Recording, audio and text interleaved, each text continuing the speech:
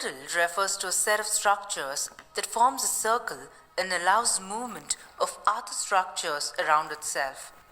Thus, the girdle formed by the articulation of scapula, humerus, clavicle, and sternum, which allows the movements of arm, is known as the shoulder girdle. As I mentioned, the shoulder girdle is not a single joint but a set of joints. This girdle involves 4 bones and 3 joints. Articulation between clavicle and scapula, between scapula and humerus, and between sternum and clavicle. The shoulder girdle is a large, freely movable articulation between sternum, clavicle, scapula, and humerus. The girdle is strengthened and stabilized by 3 joints: sternoclavicular joint, acromioclavicular joint, glenohumeral joint or shoulder joint. Whenever you study joints, you are supposed to learn it in the following hierarchy: type of the joint, bones involved, articular surfaces, associated ligaments, associated bursae if present, vasculature, innervation, movements. Sternoclavicular joint. Type of the joint: saddle type of synovial joint. Bones involved: medial end of clavicle,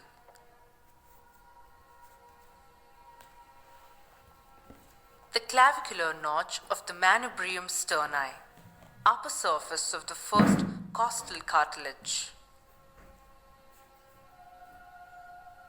Articular surfaces.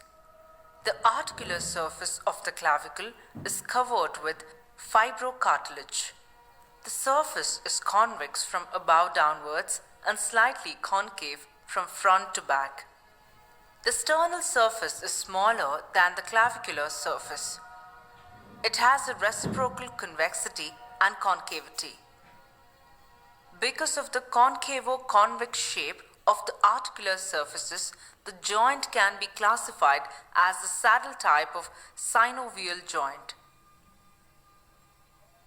Associated ligaments. The capsular ligament is attached laterally to the margins of the clavicular articular surface and medially to the margins of the articular areas of the sternum and on the first costal cartilage. It is strong anteriorly and posteriorly, where it constitutes the anterior and posterior sternoclavicular ligaments. However, the main bond of union at this joint is the articular disc. The disc is attached laterally to the clavicular on a rough area above and posterior to the articular area of the sternum. Medially, the disc is attached to the sternum and to the first costal cartilage at their junction. Anteriorly and posteriorly, the disc fuses with the capsule.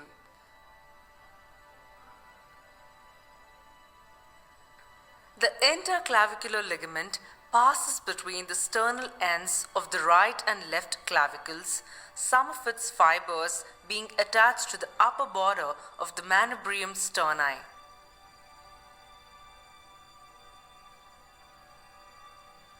The costoclavicular ligament is attached above the rough area on the inferior aspect of the medial end of the clavicle.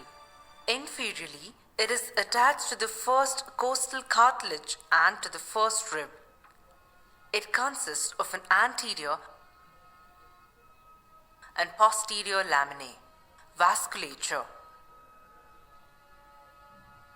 The sternoclavicular joint is supplied by branches of internal thoracic artery and suprascapular artery. Innervation. It is medial supraclavicular nerve. Movements. elevation and depression of scapula, protraction and retraction of scapula. Remember that the movements occur along with the movements at other joints of the shoulder girdle. Acromioclavicular joint.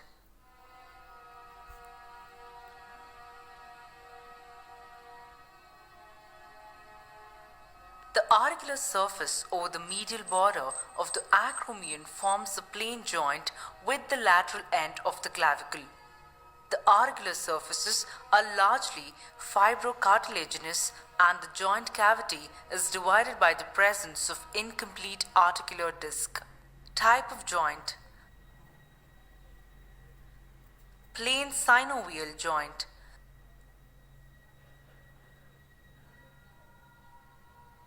Because of the presence of the articular disc, it is a type of complex synovial joint. Bones involved.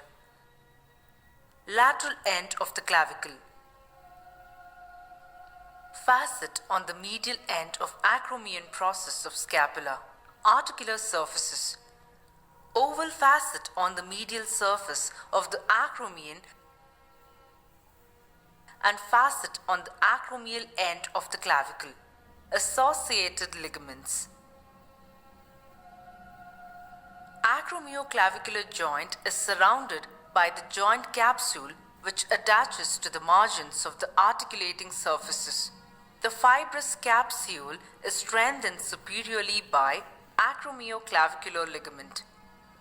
Acromioclavicular ligament is the small ligament which lies superior to the joint and passes between the adjacent regions of the clavicle and acromion. Coracoclavicular ligament is a much larger ligament which is not directly related to the joint, but it is an important accessory ligament. It is one of the strongest ligaments in the body and it transmits the weight of the upper limb to the medial two-thirds of the clavicle. It also helps in maintaining the position of the clavicle on the acromion.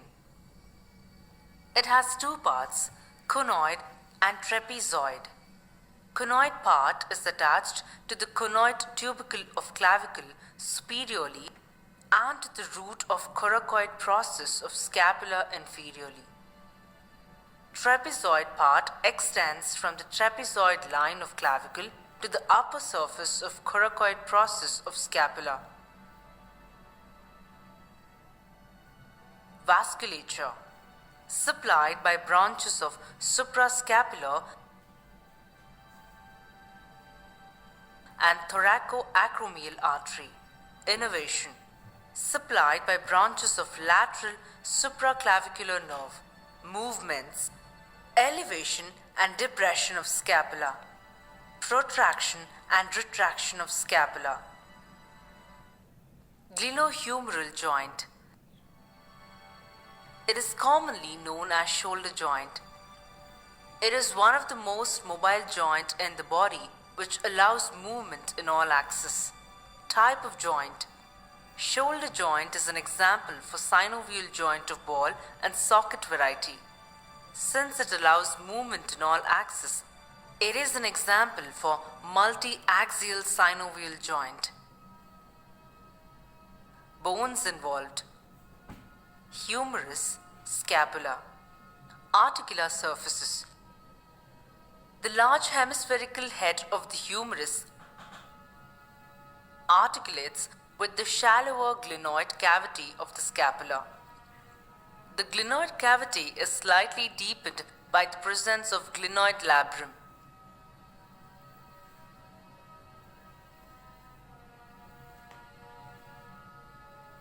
Both the articular surfaces are covered by the articular cartilage. Coracoacromial arc acts as secondary socket of the head of the humerus. Associated ligaments. The capsular ligament, a very loose ligament that permits free movements. Medially, the ligament is attached to the margin of the glenoid cavity outside the glenoid labrum of scapula. Beyond the supraglenoid tubercle, Hence, the origin of long hair of biceps brachii is intracapsular. Laterally, the capsular ligament is attached to the anatomical neck of the humerus except inferomedially where the attachment shifts about 1 cm on the humeral shaft. Superiorly, the capsule is diffusion between greater and lesser tubercle to allow the passage of tendon of biceps brachii. Glenohumeral ligament. The fibrous capsule thickens on the anterior aspect to form superior, middle and inferior glenohumeral ligaments. Superior glenohumeral extends from the base of coracoid process to the upper part of anatomical neck. Middle glenohumeral ligament extends from the anterior margin of the glenoid cavity to the lesser tubercle. Inferior glenohumeral ligament extends from anterior and posterior margins of the glenoid cavity to the inferomedial part of anatomical neck. The coracohumeral ligament. It extends from the root of the coracoid process to upper surface of greater tubercle of humerus. Transverse humeral ligament bridges the upper part of the bicipital groove. It converts bicipital groove or intertubercular sulcus into a canal for passage of the tendon of long hair of biceps brachii. Synovial membrane lines the fibrous capsule internally and covers intracapsular part of anatomical neck of humerus. It envelopes the tendon of long hair of biceps brachii. Hence, long hair of biceps brachii is intracapsular but extrasynovial. The glenoid labrum. Fibrocartilaginous rim that margins the glenoid cavity. It increases the depth of the glenoid cavity. Associated bursae. The subacromial subdeltoid bursa. It is the second largest bursa in the body. It is situated between the coracoacromial arc and deltoid muscle inferiorly and supraspinatus tendon superiorly. It doesn't communicate with the joint space. The speciality of this bursa is it acts as a secondary socket for humerus during overhead abduction of the arm. The subscapular bursa. It communicates with the joint and is always present. It opens to the joint through a gap between middle and superior glenohumeral ligaments.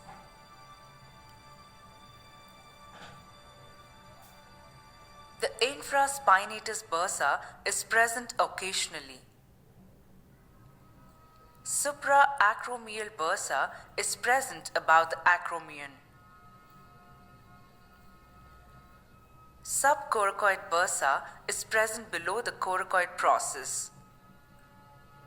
Vasculature.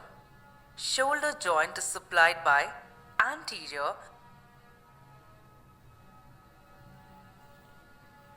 and posterior circumflex humeral arteries. Suprascapular vessels.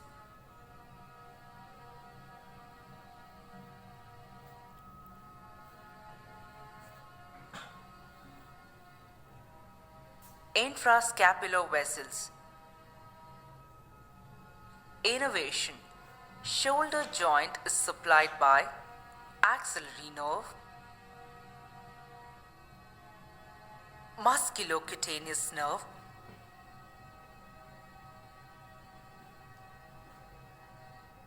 suprascapular nerve. Movements. The movements at shoulder joint are abduction and adduction, flexion and extension.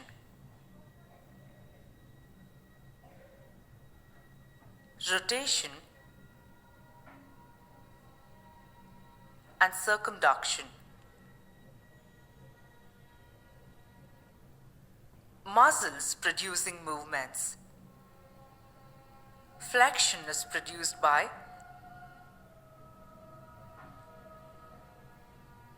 clavicular head of pectoralis major, anterior fibers of deltoid and coracobrachialis. Extension is produced by posterior fibers of deltoid,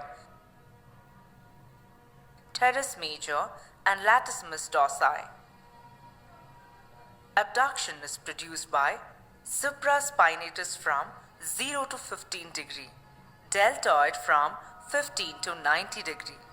Above 90 degrees, that is overhead abduction, is by lower digitations of serratus anterior and trapezius. Adduction is produced by pectoralis major, latissimus dorsi and teres major. Medial rotation is produced by pectoralis major, teres major, latissimus dorsi and subscapularies. Lateral rotation is produced by infraspinatus, teres minor,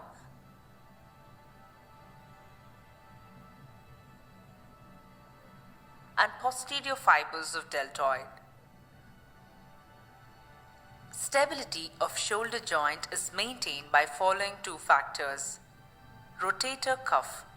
Musculotendinous rotator cuff is formed by tendons of supraspinatus, infraspinatus, teres minor,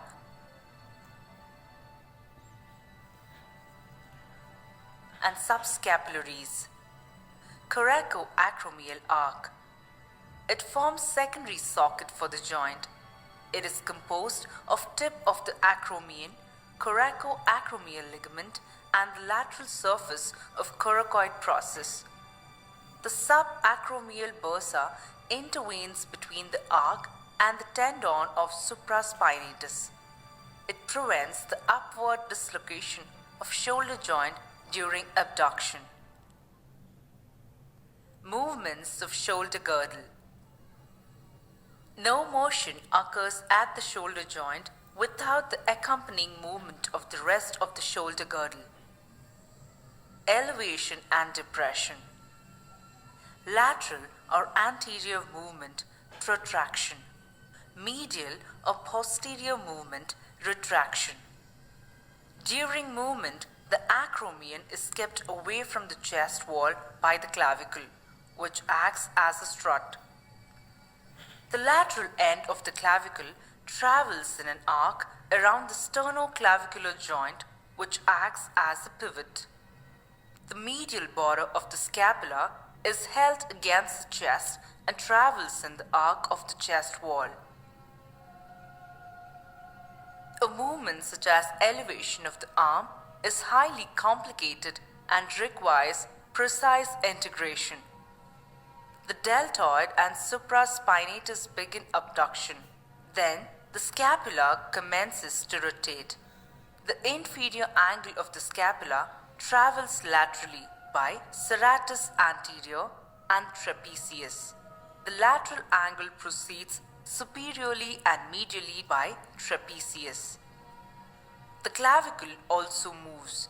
The humerus can be elevated on the scapula to about 120 degrees and the scapula on the chest about 60 degrees, so that the combined movements allow elevation of the arm to a fully vertical position.